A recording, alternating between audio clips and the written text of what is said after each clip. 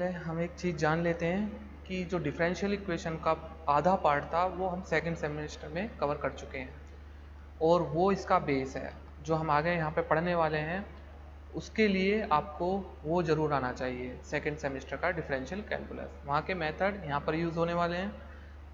तो अब हम पढ़ने वाले हैं linear equation of second order with variable coefficient. Variable coefficient जो हमने सेकंड सेमेस्टर में पढ़ा था वो था कांस्टेंट कोफिशिएंट। अब यहाँ पर जो हम बात करेंगे वो वेरिएबल कोफिशिएंट की होगी। तो ये देखिए, ये आपकी डिफरेंशियल इक्वेशन है d square y d x square plus p d y by d x plus q y equal to r. तो इस फॉर्म में आपको इक्वेशन यहाँ पर मिलने वाली है। आपको यहाँ पर पी क्यू आर ढूंढने हैं और उसके अकॉर्डिंग फिर मेथड हैं, उन मेथड में रख करके उनको अप्लाई करके यहाँ पर हमें फिर इनका सॉल्यूशन निकालना। तो सबसे पहले हम बात करते हैं सी एफ निकालने की। तो जो यहाँ पर सी एफ है वो सी एफ बाई इंस्पेक्शन है, मतलब कि हम देख के बताएंगे इक्वेशन को कि उसमें कौन सा यहाँ पर सी एफ यहाँ अप्लाई होने वाला। तो सी एफ होगा y equal to e x. अगर आपका ये वाली फॉर्म यहाँ पर बन जाती है, मतलब कि ये कंडीशन सेटिस्फाई हो रही है p plus Q plus one. ठीक है, आगे हम देखेंगे कि कैसे यहाँ पर इनको पुट करना है। सेकंड है y इजिकल टू ई की पावर माइनस एक्स। अगर आपकी ये कंडीशन बननी है y इजिकल टू ई की पावर एम एक्स। अगर आपकी ये वाली कंडीशन बननी है m square plus m p plus q equal to zero. y equal to x p plus q x, y equal to x square 2 plus 2px plus q x square, और last में y equal to x की power m। अगर आपका क्या है m bracket के अंदर m minus one plus p m x plus q x square equal to zero. तो ये आपको याद होना चाहिए, ये आपको 6 कंडीशन। तो हम सीधा सीधा यहाँ पर सी एफ का एक पार्ट यहाँ से निकाल सकते हैं। अब करते हैं एक क्वेश्चन और समझने की कोशिश करते हैं कि कैसे यहाँ पर इन डिफरेंशियल इक्वेशन को सॉल्व किया जाता है। इक्वेशन यहाँ पर देखिए x d square y d x square minus 2x plus one d y by d x plus x plus two y equal to x minus two e की power x. तो सबसे पहले हमें जो मैंने आपको ऊपर बताया था ये वाली इस फॉर्म में आपको इक्वेशन को बनाना है, convert it to standard form. तो स्टैंडर्ड फॉर्म के लिए आप देखिए यहाँ पे d square y d x square का जो कोफिशिएंट है वो आपका यूनिटी होना चाहिए। यूनिटी के करने के लिए आप क्या करोगे, पूरी इक्वेशन को डिवाइड कर दोगे x से, तो ये आपका मिल जाएगा। इसके बाद p की वैल्यू निकालिए, तो d y by d x का जो कोफिशिएंट होता है वो p होता है, बाकी जो y का कोफिशिएंट होता है वो q होता है, और इधर जो बचा हुआ पार्ट है जो फंक्शन है x का वो आपका r होता है। तो ये आपका आ गया यहाँ पर।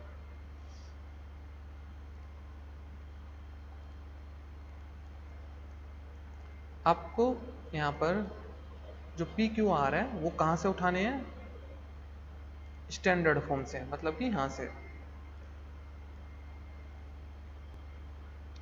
अब यहाँ पर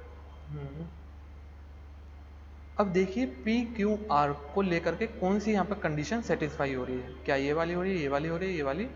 तो हम देखते हैं कि 1 प्लस पी प्लस क्यू यहाँ पे वो कंडीशन सेटिस्फाई हो रही है, मतलब अगर हम p की वैल्यू इन यहाँ पर इसमें रखें तो वो 0 आ रहा है, इसका मतलब ये वाला हो रहा है। ठीक है, और अगर ये है तो y equal to e x इसका सी एफ होगा, ठीक है, सी एफ का ये पार्ट होगा y equal to e x. तो हम लेते हैं y equal to e x. मान लीजिए अगर आपके पास ये कंडीशन सेटिस्फाई हो रही होती तब y इजिकल टू ई की पावर माइनस एक्स पार्ट होता सी एफ का। तो कहने का मतलब ये है कि हमारा पूरा सॉल्यूशन क्या होगा, v इंटू ई की पावर x, मतलब आधा हम निकाल चुके हैं और अब हमें आधा निकालना है। e की पावर x हम इंस्पेक्शन से ही निकाल चुके हैं, v की वैल्यू अब हमें निकालनी है। तो v की वैल्यू कैसे निकालेंगे, ये आपका क्या है, कंप्लीट सॉल्यूशन। सबसे पहले हम y इजिकल टू v, अगर हम कंप्लीट सॉल्यूशन की बात करें तो ये लेंगे y इजिकल टू v ई की पावर x, इसका कर देंगे एक बार डिफ्रेंशिएशन। तो एक बार डिफ्रेंशिएशन करने के बाद आपको ये मिल जाएगा फिर उसका दोबारा से डिफ्रेंशिएशन करेंगे। ऐसा हमने यहाँ पर किया क्यों? इसलिए क्योंकि आप क्वेश्चन में देखिए, क्वेश्चन में d square by d x square, तो d square by d x square को हमें रिप्लेस करना है, इसलिए इसको दो बार हमने क्या किया, डिफ्रेंशिएट।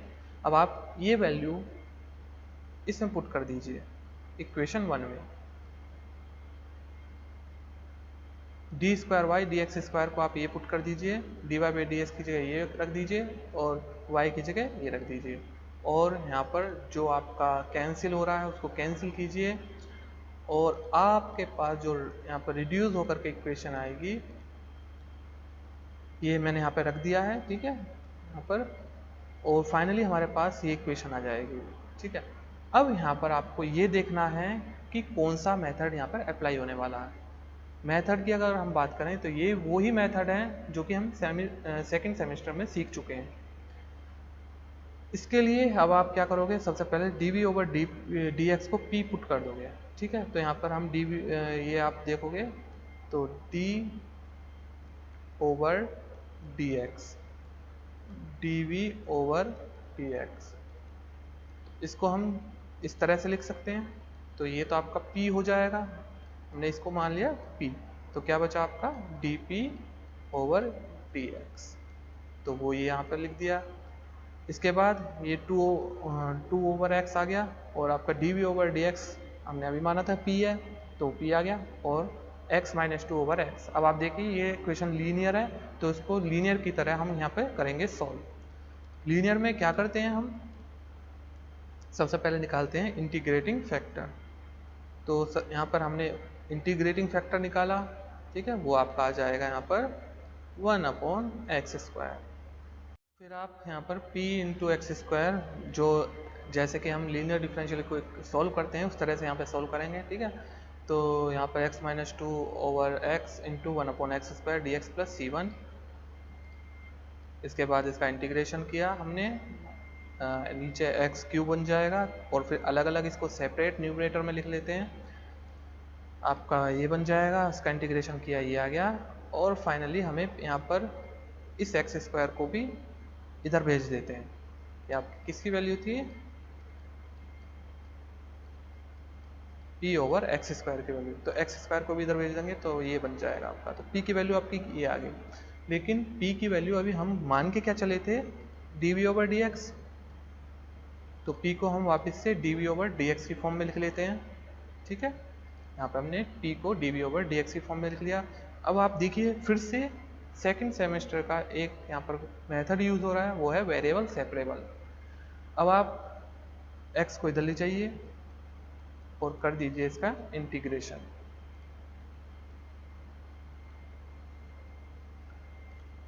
अब आप देख सकते हैं यहाँ पर मैंने इसका इंटीग्रेशन किया है, और फाइनली हमारे पास v की वैल्यू आ गई है, वो ये है। और अब यहाँ पर जो हमने ऊपर y equal to v e की पावर x लिया था, v की वैल्यू यहाँ पर रख देंगे, तो ये हमें उसका सॉल्यूशन मिल जाएगा। तो इस तरह से ये क्वेश्चन आपको करने थे। ये कुछ क्वेश्चन आपकी प्रैक्टिस के लिए यहाँ पर, इनको एक बार आप देख लेंगे। सबसे पहले देखिए यहाँ पे x प्लस 2 है, तो यूनिटी बनाने के लिए कोफिशिएंट पूरी इक्वेशन को x प्लस 2 से डिवाइड कर देंगे, और फिर उसको सॉल्व करेंगे जैसे मैंने ऊपर किया था। यहाँ पर भी पहले यूनिटी बनाएंगे, यहाँ पर भी आप यूनिटी बनाएंगे, यहाँ पहले से ही बनी हुई है, तो आपको कोई बनाने की ज़रूरत नहीं है, सीधा पी क्यू आर की वैल्यू निकाल के और सेटिस्फाई कर देंगे। फिर यहाँ पर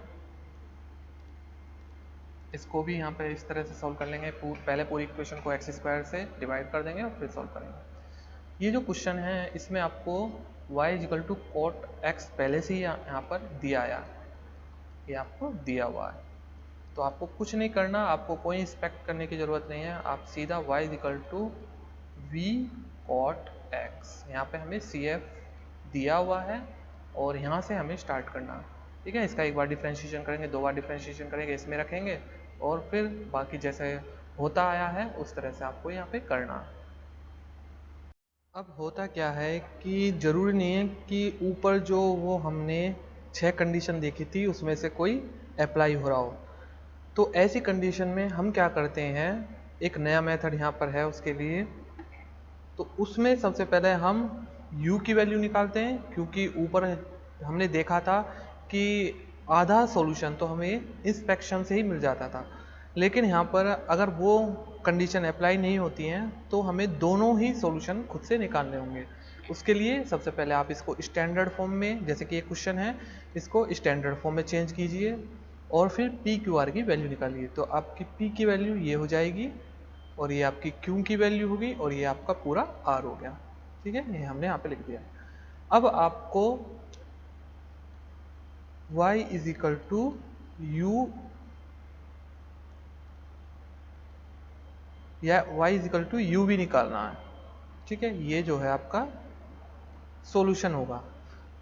तो पहले हमें आधा सॉल्यूशन मिल जाता था, इस बार u के लिए हम क्या करेंगे, u is equal to e की power 1/2 with negative sign and integration of f p d x. यहाँ पर हम इंटीग्रेशन कर रहे हैं और p की वैल्यू रखी यहाँ से क्या है -2/x और यहाँ निकाल लीजिए तो आपकी u जो है वो निकल के आ जाएगी। ठीक है, तो इस तरह से हम u निकाल लेंगे। अब आपको v निकालना है।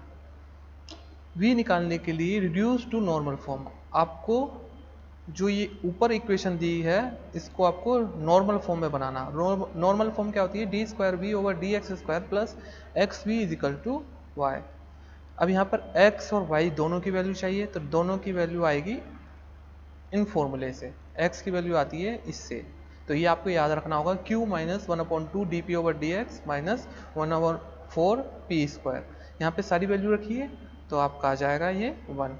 ऐसे ही y के लिए आप ये वाला फॉर्मूला यूज करेंगे। ठीक है, r इंटू ई की power 1/2 integration of P d x. ध्यान रखना यहाँ पर भी दोनों सेम से है, लेकिन यहाँ पर नेगेटिव साइन है, यहाँ पर नेगेटिव साइन नहीं है, तो आपको इस चीज़ का थोड़ा यहाँ पर ध्यान रखना होगा और इस तरह से आप यहाँ पर y की वैल्यू निकालेंगे।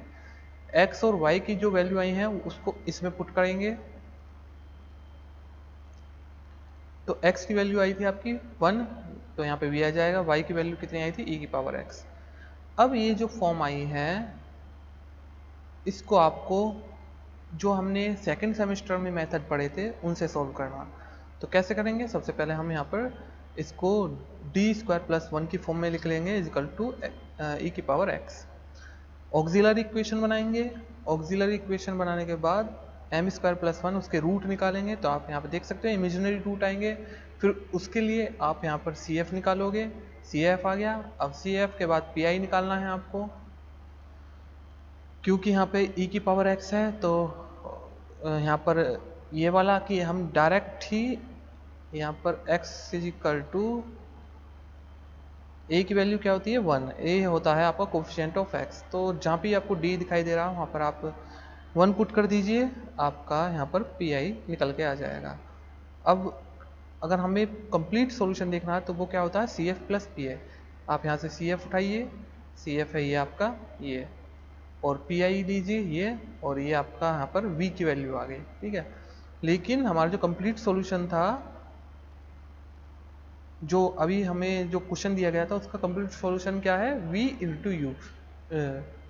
U की वैल्यू हम ऊपर निकाल चुके हैं, V की वैल्यू अभी ये निकाली है, दोनों का प्रोडक्ट कर दीजिए तो आपको यहाँ पर इसका पूरा कंप्लीट सॉल्यूशन मिल जाएगा। इसके बाद इस मेथड पे बेस्ड कुछ क्वेश्चन हैं, इनको आप खुद से करेंगे जैसे मैंने ऊपर कराया था उसी तरह से होगा यहाँ पर। तो सबसे पहले आप इनको नॉर्मल फॉर्म में रिड्यूस करेंगे। यहाँ पर आपका कोई भी कंडीशन, जो 6 कंडीशन थी वो कोई भी यहाँ पर लगने वाली नहीं है, इसलिए इसको नॉर्मल फॉर्म में कन्वर्ट करिए, u निकालिए, v निकालिए और दोनों का प्रोडक्ट जो आएगा वही आपका आंसर होगा।